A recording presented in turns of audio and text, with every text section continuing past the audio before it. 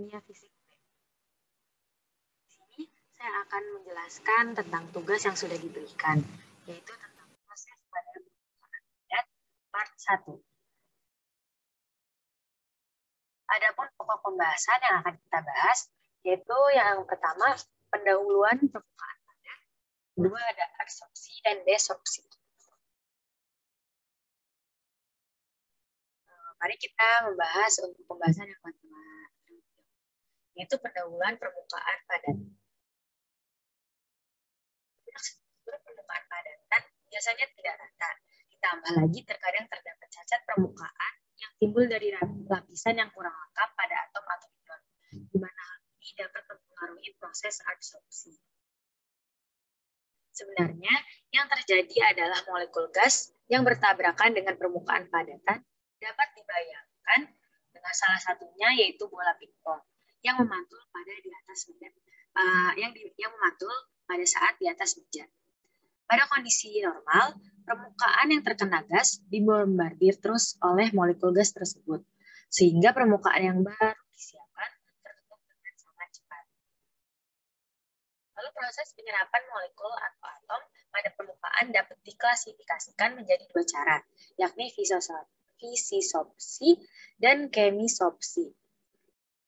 Fisisopsi sendiri merupakan proses adsorpsi yang terjadi akibat gaya Van der Waals, di mana ikatan yang terjadi antara adsorbat dengan adsorben lemah, sehingga mudah terdesorpsi. Sedangkan kemisopsi sendiri yaitu merupakan proses adsorpsi yang terjadi karena adanya ikatan kimia.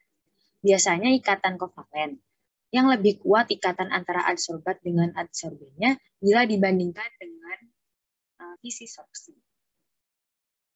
Lalu yang kedua, pembahasan tentang adsorpsi dan desorpsi.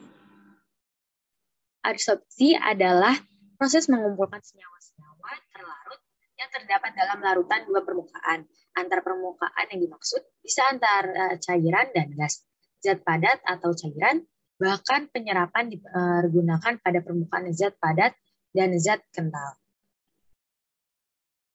Adsorpsi sendiri ini mengacu pada proses di mana beberapa padatan memegang molekul gas atau cairan atau zat terlarut sebagai film tipis.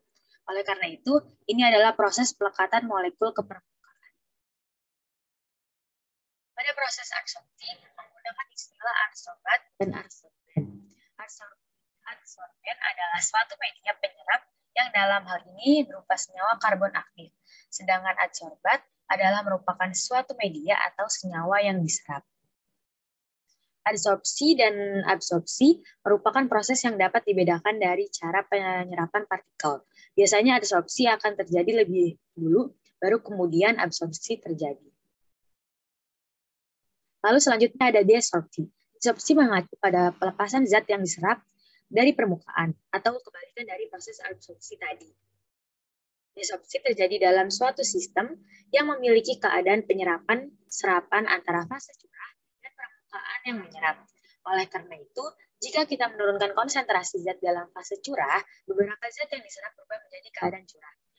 Lalu setelah desorpsi terjadi, zat yang diserap tetap pada substrat hampir tanpa batas jika suhu tetap rendah.